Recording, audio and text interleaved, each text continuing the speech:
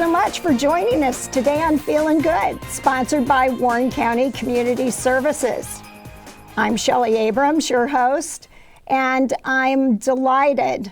I know I say that every episode, and I am delighted every episode when I can introduce you to guests that we have for our program, but I've been thinking about doing this for 2 or 3 years, and I'm delighted we're able to do it today with some technological challenges and some Zooming. We're going to try to put this all together. The program today is basically featuring the power of music, and especially during this time period when we all have challenging circumstances surrounding us. I think the power of music is ever more important to all of us. I know just the other day I watched My Fair Lady, which I hadn't watched for years, and I actually had played in when I was in community theater, and I was surprised at how many of the songs just came to my mind right away.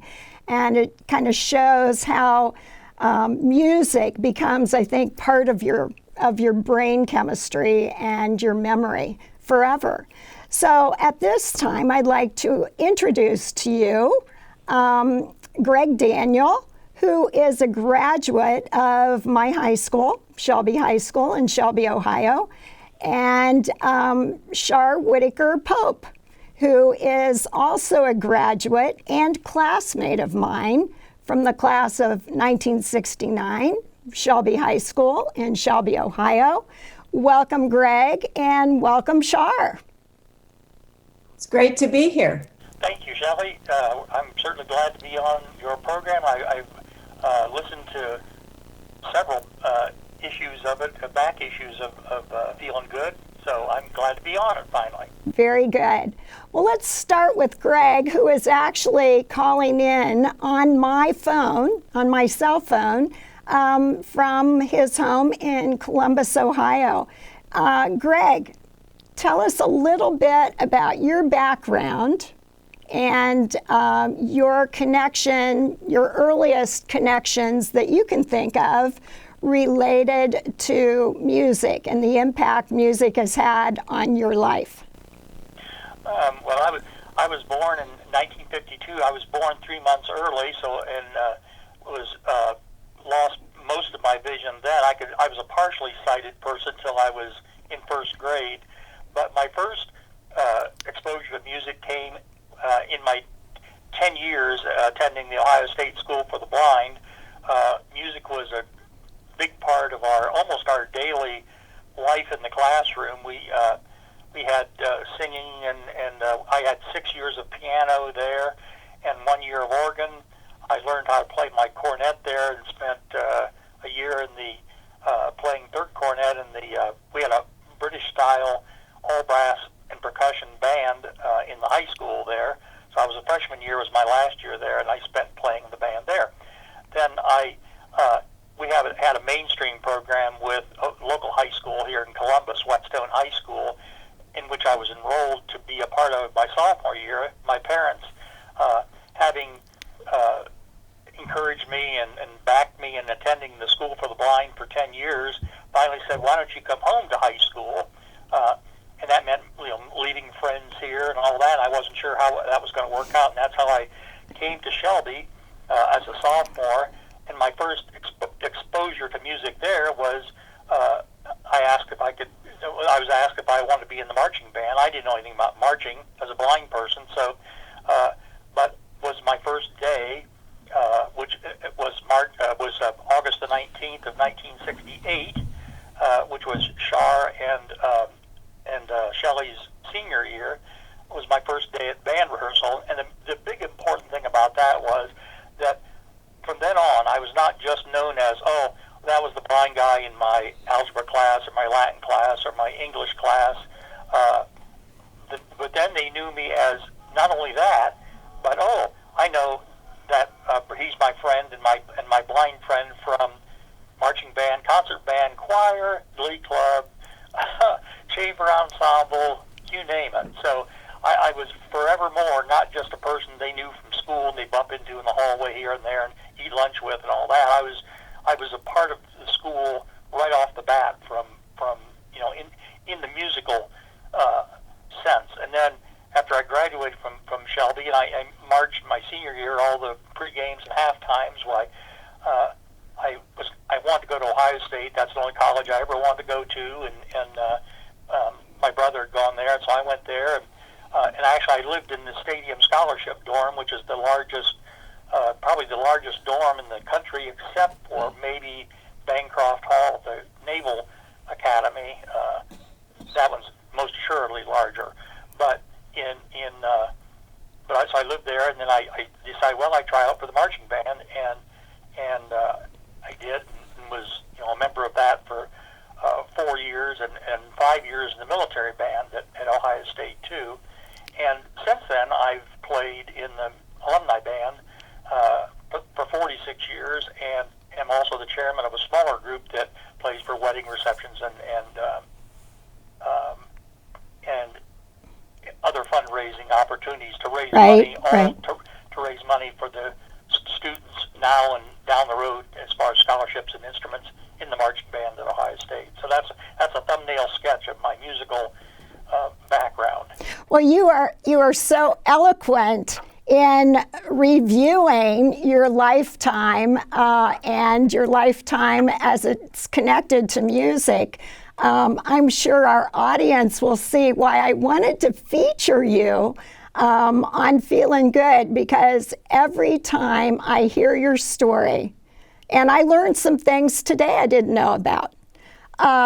Every time, though, I see you at reunions, or I read about you in Ohio State Magazine. I see you on the sesquicentennial celebration YouTube of Ohio State University, where you were featured. I am inspired over and over and over again at just what you have accomplished and, just your perseverance. Let me go to Shar and ask her a similar kind of question, her background, her connection with music, and then I'm going to have her recall the day when maybe you first came into our marching band up in the cornet section. Okay? Okay. Shar, welcome. Well, where to begin? Shar is my kindergarten through lifetime friend, is how I describe Shar Whitaker Pope. And ever since I've known her, she has been a musical marvel in our class, in our school, and currently the things that she's doing are amazing. So let me turn it over to Shar and give us a little rundown on your life and music and how it's impacted your life. Okay, well, both of my parents were music teachers. They studied and got their degrees in music and started out as music teachers. And even though they didn't stay that way, at any rate, there was a lot of music in our house. And my mom, when I was a toddler, had piano students over to the house to give piano lessons. And so my earliest memory of that is when a student would be over to the house and going through their lesson. They would leave and go out the front door. And then I would race to the piano and repeat what they had just, spent their half hour doing. And so I think Mom was a little bit nervous about the fact that I was learning the piano only by ear. And so she thought it would be important to make sure that I could read music, etc. So she started me quite young. I think I was 4 or 5, somewhere in that range, when I started to really play on a daily basis. And it came easy for me. I did have a good ear. And although, when you're that little, you don't know that that's any special thing that you think everybody has a good ear. Right, right. You learn that later. But certainly I continued to play the piano and practice, and it really was not a chore for me. It was just delightful, and it was fun. And it got me out of doing the dishes on a few occasions. But, So it just came naturally to you to be able to watch the students take their lessons, and then you could sit down and kind of mimic what you were watching them do? yeah, it was mostly, Mom didn't let me stay in the room, but, so I was around the corner listening. And so I'd hear what they were playing and then race to the piano and play it after they left. So it was my ear that enabled me to do that. I didn't really have to see them. I could hear what they were doing. Okay, so that's even more amazing. You didn't really even have to watch the fingerings.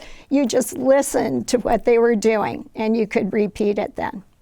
You mentioned about your mom and dad. Of course, I know Mr. and Mrs. Whitaker very well, and your dad was our music teacher at Central. So I remember when he would play his entrance music on the piano. I could hum it now, but I won't. But I can still remember it. And also, I remember your mother, also being very, very musical as well. So those were the early beginnings. And then, of course, that kind of followed you through school and into junior high and high school, right? Right. In junior high and high school, I started to accompany choirs. And of course, I was in the band like all three of us were. And the accompanying the choirs was just delightful for me. I love accompanying. And Mr. V, our high school, Ray Vermilia, our high school choir director, gave me the opportunity to arrange a song for our high school choir. And I will really forever be thankful to him for that, because it gave me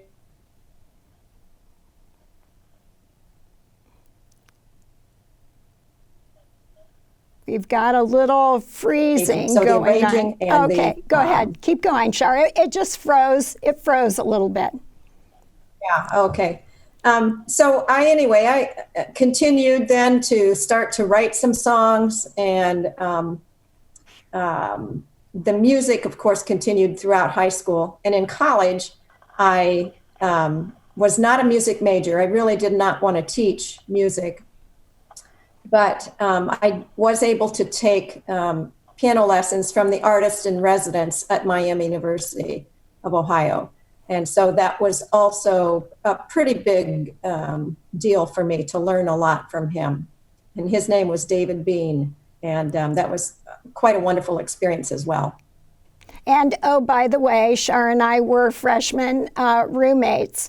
So we went through that first freshman year when, remember, we came home early because of all the things that were going on in the spring of 1970 throughout the U.S. So we have many memories that are fond memories, and then some more disruptive memories, don't we?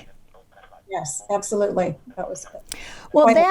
Then after graduating from Miami, music continued to be part of your life. Yes. Yes, it's always been part of my life, but it was always, since I wasn't actually teaching music or involved in a professional way, but I was involved with playing for churches and in community theater and that type of thing. So I continued to play, but it wasn't till I was retired recently that I was able to devote more full time to actually composing, and that's been very fulfilling. So you wrote music throughout your life, periodically, yes? I mean, you had some. I know when we were in high school, our choir and band actually made a 33 1/3 LP album of our contest numbers, and there were some other arrangements that I think you were involved in arranging, and I still have that album. Do you? I do. I absolutely do. I don't know if I have a working turntable, but I certainly will always have that album. Yeah. And that was a very nice opportunity as well that Mr. V put a couple of those arrangements on that LP. So that's fun. Well, we were lucky in the fact that our music department, Dwight Somerville was our band director, and then Ray Vermilia was our choral director, and Meloettes, girls ensemble, and a number of different groups. Greg, you said you were in the boys' glee club as well? Yes, I was in Esquires, and then we had the Choralettes. That was the other right. Girls ensemble, I think, and then we had a chamber ensemble. It never had a name except the chamber ensemble that I knew of. But yeah, we had quite a range of choral and then instrumental. Of course, beside the marching band and concert band, we had solo and ensemble groups there that went to solo and ensemble contests too. And I think our concert band had 40 straight state superiors from 1962 to 2001 or something like that. It was some incredible run of in a row. And of course, each class, you never wanted to be the one that broke that string. Sure. That's for sure. Well, Shar, do you remember the day that Greg was introduced to the cornet section in the band? I do. I was quite excited, number one, and was thrilled that, hopefully our section could give him a good experience, number one, because it was quite unusual to have someone blind in the marching band. But, and I don't remember, actually, Greg, I do remember the first day that you came, and I don't remember who you were sitting by and who actually helped you on the field. I know I helped you once in a parade in Shelby many years after that, but I don't remember, who you marched by. Who was your guide person, Greg? Do you remember?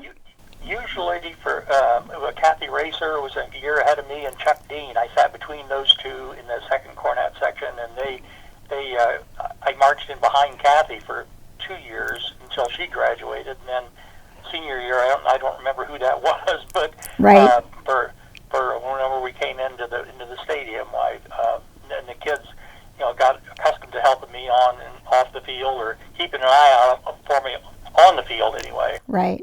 Well, of course, and our band memorized all of our music, so that was a big task to memorize, and we did different specialty numbers every week, didn't we, Shar?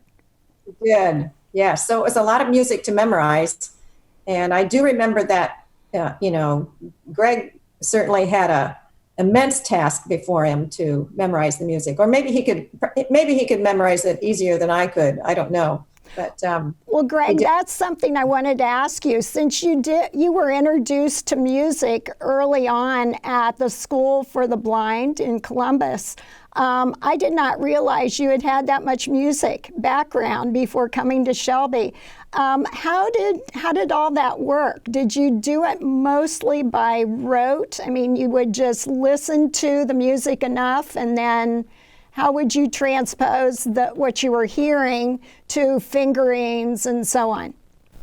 As far as piano music went, that's where I learned to read Braille music, and did that for 6 years, and that's been a huge help. Now, in piano, I would have to memorize a measure, play a measure, memorize a measure, add that measure to the ones that I knew already, and I don't have the ear or the musical ability that, say, Stevie Wonder, Ray Charles, Ronnie Millsap have. Everybody when I was working, they all thought that I just memorized the music and listened to it and was just played it. And I said, I wish I had that kind of talent, but I don't. And then when I got to Shelby, Mr. Somerville began by recording the notes, note by note, for all the songs I needed for band, and then the kids from Shelly and Char's class onto my own class. Each took up that task, and they dictated the music for marching band, concert band to me during high school years. Well, once I got in college, I spent the first day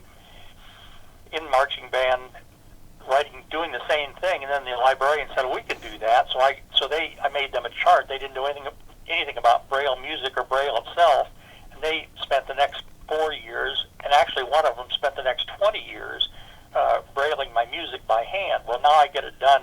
I have a computer program that I use, Finale, which is a software program that the composers chart their music with, and I use a file from it as input, and then emboss or braille my music on an embosser, which is the same as a printer, except it does braille instead of print. And it then makes braille copies of my music. So once I get it in there, if I need a new copy of a certain tune, I just make a new copy. I don't have to do all that rewriting and dealing with it. About a minute or so, I've got another copy, because braille wears out eventually, or gets wet, or whatever. So. That's amazing. Now, see, I didn't know any of that. I thought I knew you very well, but I'm learning so many things today. I'm so happy you're mentioning those. So much has changed in the last 50 years in terms of availability and accessibility, and there's a lot of things online that isn't accessible yet, but it's a lot better than, when I think about how I got through college, I was a math ed major, and actually a math physics major for a while, and I just couldn't cut both. I got tired of being the clapper on the bell curve in physics, and and it was finding readers that could handle the calculus and the higher level math classes for me, and could read those books was a full-time, big-time job. And now the blind kids that are in college today are so lucky that they've got the internet and different ways of getting accessible books than we had 50 years ago. But, thank goodness for progress. Were you in a specially adapted dorm at Ohio State, or were you mainstreamed? No, I was in it was called the Stadium Scholarship Dorm, and it was in the stadium itself. It was on the home side or the west side, the riverside of Ohio Stadium. We got 375 guys in the dorm, and we paid half of our tuition, then we worked 6 hours a week in the dorm to pay the other half off. And we had a job fair at the beginning of each quarter to sign up for certain jobs depending on your class schedule. Now, my first nickname in the dorm specified the job I had. My nickname was John Scrubber, and that's exactly what I did. And plus packing lunches, and I spent 3 years swabbing tables after meals, clearing the cafeteria tables and stuff like that. I didn't think I'd ever get that vinegar smell off my hands, but that's how I spent 3 years in the dorm. Then my fourth year, I was a unit leader, or other dorms call a resident advisor. Okay, very good. Well, I was a resident advisor in the dorm where Char and I lived my sophomore year, and then I was an advisor the next year. But I did not have to go through all those tasks that you just mentioned. Well, and you roomed with I think the eventual wife of a coworker of mine. Her name was Martha. I never knew what her last name was. It began with an H, but that was Marty, I think was her name, but she was your roommate, I think. Oh, okay. You mean when I was an RA? No, well, it might have been your first year. I don't know when it was, but I worked with a fellow named Bob Bowlers, and it was his wife that and he said that she knew you from college. Oh, okay. Well, that was after Char and I were roommates freshman year. It must have been sophomore or junior year. We'll have to talk. We'll talk more about that connection. Small world. Well, you talked about the Braille, the music in Braille, and so on, and that makes me think about a student council project at Shelby that our class was involved with, and several of the classes, where we sold the little saplings for evergreen tree sales, and I think it was a surprise to you, but the proceeds of the sapling sales went to purchase an entire Encyclopedia Britannica printed in Braille and presented to you. So you had to know how much the entire school thought of you when we did that, didn't you? Well, yes, and that was a huge surprise, and it helped me, through high school. And now in college, it was still a help, but college professors frowned on you using material from the encyclopedia for term paper. Oh, okay. I did that because that's what I had available, and so it was what it was. But yes, it was huge, and my great grandmother, who lived in Willard, their senior citizens group bought a Braille dictionary for me about the same time. Oh. And there again, that was huge because then I could look up words that I needed to know on my own instead of tracking down somebody else with the print dictionary. And of course, we didn't have computers back then to help us out online so much. Well, Shar and I celebrated our 50th class reunion this last summer, and when I went up to Shelby for that event, went to my house, and in our backyard, the Greg Daniel tree still grows, even all these years later. I think it could be the national Christmas tree now, Greg. Well, maybe. Well, we're going to have Shar play a few selections because I wanted folks that are listening to our program, watching our program, to know just what she's doing now at this time when we've been quarantined. Prior to this, I knew she was on the charts because I had her CDs, which are right here in my hand, I'm showing on the screen, and Shar Pope, Every Road, and Shar Pope, Shades of Evening is this particular CD. And you can get these online. You can order these online. But I asked Shar if she'd play a selection that is especially important to me, and Shar wrote this song. Yes, Riverwalk. Riverwalk, yes, I did. And then I asked her if she'd pick out a couple other selections. Tell us about what you're doing now with the quarantine and what you've been sharing with folks. Well, I was watching PBS one night, and it might have been just a day or two after Governor DeWine, kind of closed things up for the state, and saw an interview with Yo-Yo Ma, and Yo-Yo Ma was playing, sharing a song either on maybe Twitter, I'm not sure, but he kind of challenged everyone. He created the hashtag Songs of Comfort, and he kind of challenged everyone to post a song or some type of performance and put the hashtag Songs of Comfort. So after that broadcast, I turned the TV off and recorded just probably a minute song that I had written and posted it. And the response was such that people wanted me to continue. So that was March 18th. And today is May 20th? May 20th.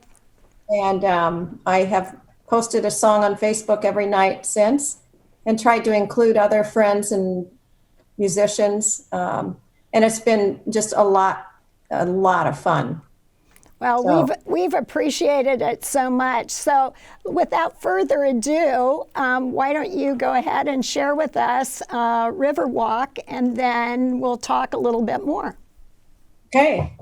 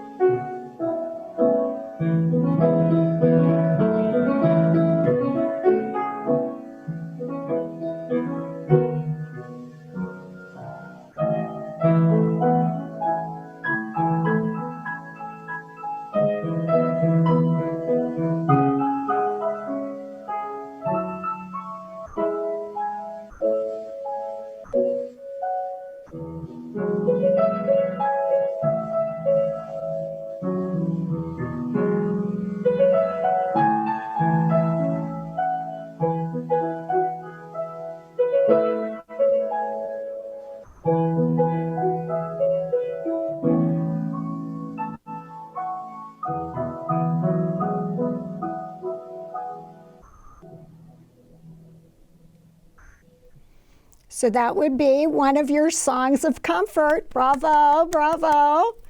And that was an original, right? Mm-hmm. That you wrote. Wrote that. It's kind of inspired from a walk that Dan and I took along a river south of Utah. We were in a campground and kind of watching the water kind of swirl around. And so that kind of inspired this, where the circles, you throw in your pebble and the circles kind Right. of go. Right. Very good, very good. Well, I know that you're at one keyboard in your house. I know that there have been times when you've had a couple other people joining you at your house and playing. Would you like to mention that the other keyboards that you use at your house? Well, we are fortunate enough to have two pianos. I don't know if you can see them back We to can. back. Okay. So I at least have been able to then play some really fun duets, and we're more than 6 feet apart. Right. So that's lots of fun. I've got about 4 or 5 other keyboards, various sizes, that I can take with me. But here are my 2 babies right here. Very good, very good. Well, what are some of your most often requested, tunes? Be they church related or more popular music? What have those been? Yeah, I've tried to, in this Songs of Comfort series, I've tried to make it quite, a broad array of songs. So every Sunday I like to do something that's, faith-based, and but I like songs from the 40s as well. Those are very comforting, Right. and I like Billy Joel and Elton John things, and maybe throw some popular movie themes in there. I know sometimes you have songs, you say songs for kids. Sometimes that'll be your.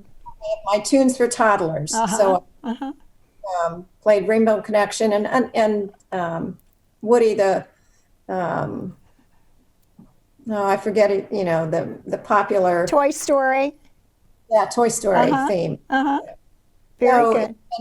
And I've got another one coming with my neighbor who sang a song, and I'm going to accompany it, and we're going to get the neighborhood kids to kind of sing along and act it out. So that's coming. Oh, great. Well, I noticed on your, instead of sheet music, you've got high tech. You just tap the screen and it turns the page, hey? Right. And that's, my iPad, I can have, thousands of songs and carry this to a gig instead of books and notebooks and easy access to this. And so the iPad has been worth it many times over. And I just use an app that allows me to put music in through a PDF, and then I can just tap on that side of the screen to go forward a page and tap on this side to go back, and set bookmarks to tap on those and go back 2 or 3 pages and that type of thing. Very good. It's been very, very, very helpful. Well, good. Once again, technology has helped us out, hasn't it? Yes, it has. Very Yes. good. Well, why don't we listen to another selection of your choosing, and I think our audience would enjoy that. Okay. How about an old one? Sounds good.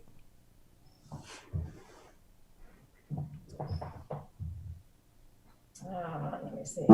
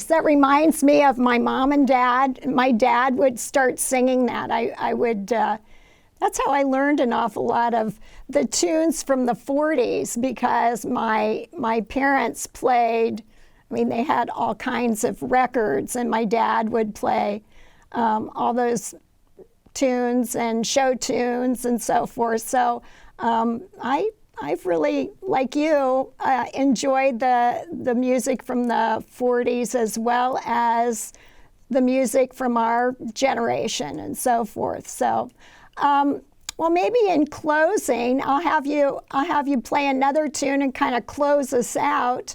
But I would like to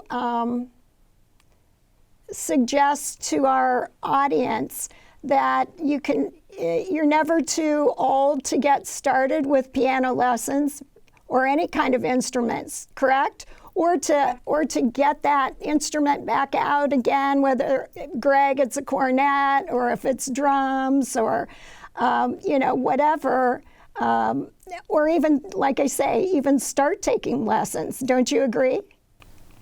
I totally agree. And in fact, my husband is learning the viola right now. And I think that can do more for your brain, learning something new, than many of the other things that are touted, the puzzles and that type of thing. It kind of stretches your the pathways in your brain and makes it sharper, I think. I totally agree. Yes. Very good. Very good. Well, Greg, Daniel, thank you for joining us today, coming to us on my cell phone. We appreciated hearing your amazing and inspiring story. Oh, and before I'm done with you, Greg, Daniel, tell us what your latest project is related to keeping the Shelby High School alumni connected. Well, I'm the more or less the email postman for all things alumni in Shelby, whether it be sending out the newsletter, which we send out to 2,300 alumni and former and current staff, and I'm usually the one that sends that out, and also all alumni reunion announcements, and also obituaries that we get in. If we have a obit that has a website, it's attached to Legacy or something like that, why we look it up, and then I can send it off to the classes that are affected, whether they be classmates of the deceased or their children of the deceased or whatever. And so that's my big project. And ironically, as much as this pandemic has allowed Char to expand what she does musically, it's really curtailed what I do, because I play in the alumni band, in the active band, which is a concert band, and in the littler hyperactive band, which plays for wedding receptions and all that. And of course, social distancing makes doing that sort of thing really tough. Plus, the number of people that can associate, pretty much we've canceled our season there. So what's really helped Shar out is curtailed what I'm doing musically right now. But we're all hoping that eventually we'll get back to doing what we like to do. Well, very, very good. Well, all I can say is save room on the next newsletter to the alumni, because this link of this program is going to be posted on there, okay? I'll send it to you. Okay. Okay. Well, thank you, and good luck to you, Shar, and I hope you have many more of these kind of programs, Shelly. Okay, thanks so much, Greg. Take care. Okay. Bye now. Bye-bye. He is amazing. I don't know. He keeps up with everything and everybody from, if you were ever, a student at Shelby High School, the alumni organization, pulls in all that history and so on and keeps us all in touch. So it's really great. All righty. Well, Shar, thanks so much for joining us today. And what is your tune that you will close our show with? Well, how about Girl from Ipanema? Very good. Sounds great. Okay. Thanks so much. Bye-bye. Bye-bye.